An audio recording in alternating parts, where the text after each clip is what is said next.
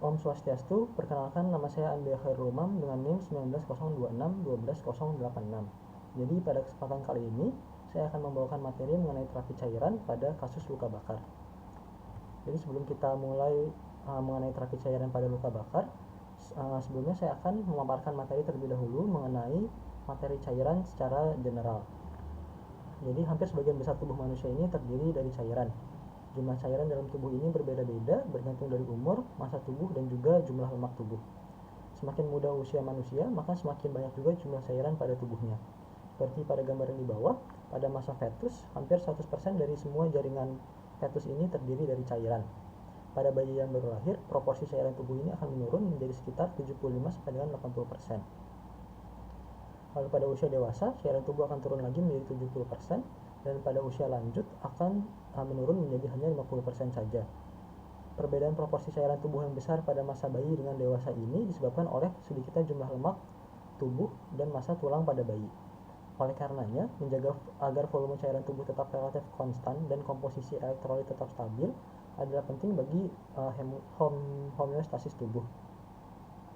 Gangguan cairan dan elektrolit dapat membawa penderita dalam kegawatan yang kalau tidak dikelola secara tepat dan tepat dapat menimbulkan kematian.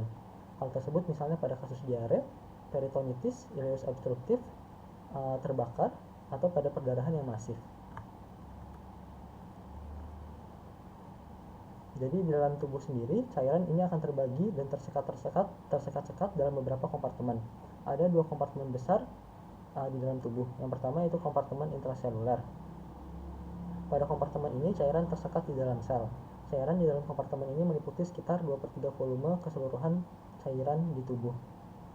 Yang kedua yaitu ada kompartemen ekstraseluler, di mana di dalamnya terdapat dua subkompartemen, yaitu kompartemen plasma dan kompartemen interstisial, di mana cairan di dalam kompartemen ekstraseluler ini meliputi sekitar 1/3 volume daripada cairan tubuh.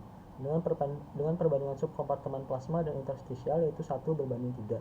Jadi pada contoh di gambar, apabila seseorang memiliki total body water sebanyak 60%, maka sebanyak 35%-nya itu akan tersimpan di intraseluler, lalu 25% di ekstraseluler, di mana ekstraseluler ini terbagi menjadi dua, yaitu 5% di plasma dan 20% di interstisial. Lalu di dalam tubuh sendiri, cairan ini akan mengalami pergeseran dari satu kompartemen ke kompartemen yang lainnya. Pergerakan daripada cairan ini disebabkan oleh adanya gradien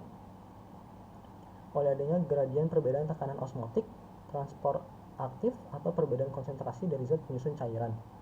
Pergeseran cairan dari plasma menuju ke interstisium ini disebabkan oleh tekanan hidrostatik, di mana tekanan hidrostatik ini timbul karena adanya pemompaan darah oleh jantung. Pada kondisi ini, bagian plasma yang bebas protein akan terpompa keluar menuju kompartemen interstisial. Kejadian sebaliknya, yaitu reabsorpsi cairan kembali menuju plasma terjadi karena tekanan osmotik koloid protein plasma, di mana hal ini melalui proses osmosis. Di mana osmosis ini adalah bergeraknya pelarut melalui membran semipermeabel dari larutan yang berkonsentrasi rendah ke konsentrasi yang lebih tinggi. Pengaruh terbesar dari tekanan osmotik koloid plasma ini adalah albumin, yang merupakan komponen utama yang menjaga tekanan koloid plasma. Selain itu, pergeseran dari ruang interstisial menuju ke ruang intraseluler terjadi karena adanya pergeseran ion. Kejadian ini bergantung pada permeabilitas, selektivitas, dan transport aktif membran sel. Lalu selanjutnya untuk tujuan terapi cairan sendiri adalah mengganti cairan yang hilang, mengganti kehilangan cairan yang sedang berlangsung, mencukupi kebutuhan perharinya, mengatasi shock, mengoreksi dehidrasi, dan mengatasi kelainan akibat terapi lain. Jadi berdasarkan penggunaannya, cairan ini dapat digolongkan ke dalam 4 kelompok. Nah, itu yang pertama, cairan pemeliharaan. Tujuannya adalah untuk mengganti kehilangan air tubuh lewat urin, feses, dan juga keringat. Mengingat cairan elektrolit yang hilang dengan cara ini sedikit sekali mengandung elektrolit, maka sebagai cairan pengganti adalah yang hipotonis isotonis seperti cairan dextrose 5% dalam NaCl 0,9% atau dextrose 5% dalam ringer laktat. Di samping itu juga dapat digunakan cairan non-elektrolit seperti misalnya dextrose 5% dalam air atau maltose 5%. Selanjutnya yang kedua yaitu cairan pengganti, di mana tujuannya adalah untuk mengganti kehilangan air tubuh yang disebabkan oleh sekuestrasi atau proses patologi yang lain. seperti halnya pada efusi pleura, asites, dehidrasi, dan juga perdarahan. Sebagai cairan pengganti untuk tujuan ini digunakan cairan kristaloid ataupun dapat juga digunakan cairan koloid. Untuk cairan kristaloid contohnya dapat digunakan NaCl 0,9% ataupun ringer laktat.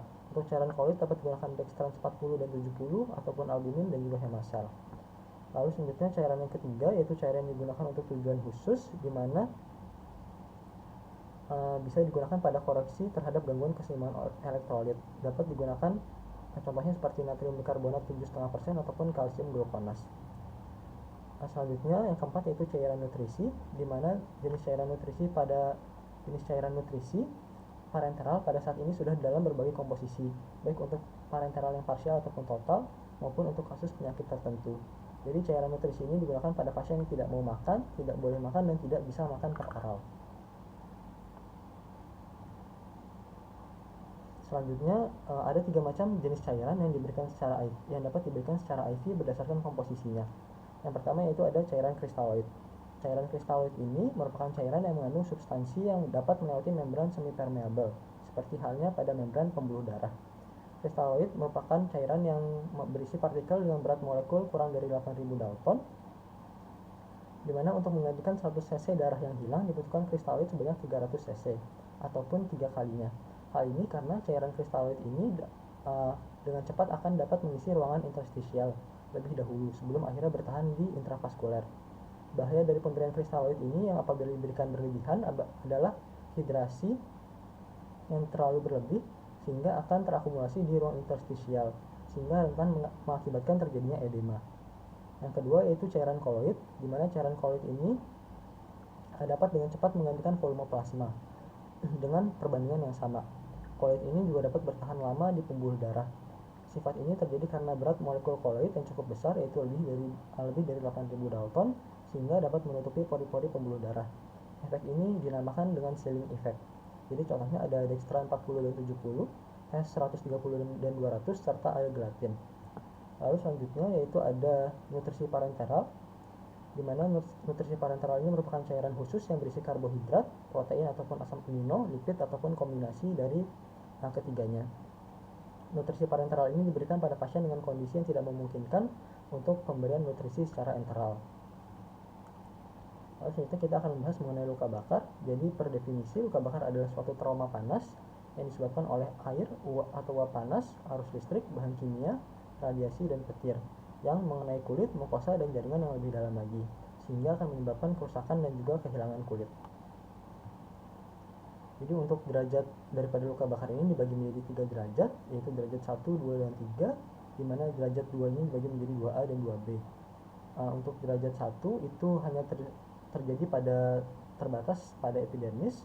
Untuk derajat 2A terjadi di seluruh epidermis dan lapisan atas dermis.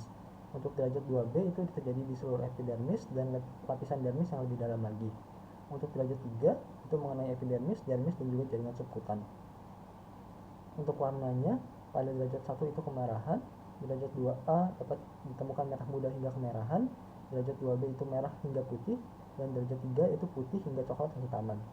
Untuk gula dapat ditemukan pada derajat 2, baik itu 2A ataupun 2B. Nyeri juga dapat ditemukan pada derajat 1 hingga derajat 2, namun pada derajat 3 kita tidak temukan nyeri karena sudah terjadi kerusakan pada saraf-saraf sensorisnya. Untuk kekeringannya, pada derajat 1 itu kering, derajat 2 lembab, dan derajat 3 itu kering lagi. Lalu pada derajat 2A itu dapat kita temukan edema dan juga pucat. Pada derajat 3 dapat kita temukan jaringan yang hangus dapat disertai dengan eskar. Lalu selanjutnya penting juga kita untuk mengetahui untuk perhitungan luas luka bakar, di mana hal ini akan berkaitan dengan resusitasi cairan yang kita berikan dan juga prognosis daripada pasien. Jadi untuk perhitungan luas luka bakar ini didasarkan pada Rule of 9 yang dikemukakan oleh Wallace, di mana luas luka bakar ini dinyatakan dalam persen terhadap seluruh luas seluruh tubuh. Pada orang dewasa ini digunakan Rule of 9, yaitu kepala dan leher, dada, punggung, perut, pinggang, dan bokong, ekstremitas atas baik kanan dan juga kiri, ekstremitas bawah kanan dan kiri yaitu masing-masing sebesar 9%. Sisanya 1% adalah genitalia. Namun pada anak dan bayi kita gunakan rumus lain, dikarenakan luas relatif permukaan kepala anak jauh lebih besar dan luas relatif permukaan kakinya lebih kecil. Dikenal rumus 10 untuk bayi dan rumus 10, 15, 20 untuk anak-anak. Untuk anak, kepala dan leher itu sebesar 15%, badan depan dan belakang masing-masing 20%, ekstremitas atas kanan dan kiri masing-masing 10%, dan ekstremitas bawah kanan dan kiri masing-masing 15%. Dapat dilihat pada gambar di PowerPoint. Lalu selanjutnya untuk terapi cairan pada luka bakar, untuk formulanya ada dua formula yang sering digunakan, yaitu formula Parkland dan juga formula Brook.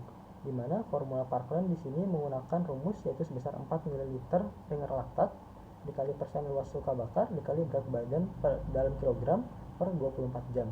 Di sini direkomendasikan untuk menggunakan ringer laktat dibandingkan dengan normal salin.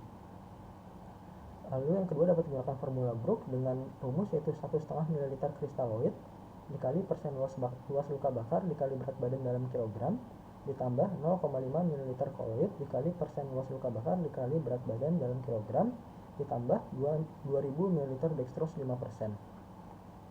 Lalu untuk target luaran cairan yang diharapkan pada orang dewasa itu sebesar 0,5 sampai 1 ml per kilogram berat badan per jam, dan untuk anak-anak yaitu sebesar 1 sampai dengan 2 ml per kilogram berat badan per jam. Lalu untuk lebih dapat memahami lagi, di sini saya berikan contoh kasus. Jadi pada pasien seorang laki-laki usia 45 tahun dengan berat badan 60 kg datang ke UGD dengan diantar oleh keluarga karena mengalami luka bakar pada seluruh kedua kaki mulai dari pangkal paha hingga ke kaki bagian bawah. Tampak luka bakar dengan dasar luka kemerahan dan juga bula. Kejadiannya sekitar 12 jam yang lalu. Pada pemeriksaan fisik, tekanan darah ditemukan 85 per 40 mm merkuri dengan denyut nadi sebesar 120 kali per menit dengan respiratory rate 24 kali per menit. Raba akalnya dingin dan dari urine bag tidak keluar urine. Jadi pada kasus ini penanganannya bergantung pada derajat dan luas luka bakar. Jadi untuk luas luka bakar pada pasien ini menggunakan rule of 9 karena pasien itu merupakan pasien dewasa, dan pada pasien ini dapatkan luas luka bakar sebesar 36% dikarenakan kedua ekstremitas bawahnya yang terdampak. Pada pasien ini juga mengalami luka bakar derajat 2 karena ada bula dengan dasar yang kemerahan dan masih dijumpai nyeri pada lukanya. Jadi pada pasien ini kita akan menggunakan formula Parkland dengan 4 ml ringer laktat dikali luas luka bakarnya itu sebesar 36%, lalu dikali berat badannya sebesar 60 kg. Jadi dibutuhkan cairan sebesar 8.640 ml untuk resusitasinya. Lalu tidak lupa juga kita harus menghitung kebutuhan basal daripada pasien karena pasien tadi sudah 12 jam mengalami luka bakar, jadi diasumsikan pasien tidak mendapatkan intake cairan yang cukup selama 12 jam tersebut, sehingga kita akan menghitung untuk cairan maintenance-nya menggunakan rumus Holliday segar dengan rule 421, di mana pada pasien ini dibutuhkan 100 cc cairan per jamnya.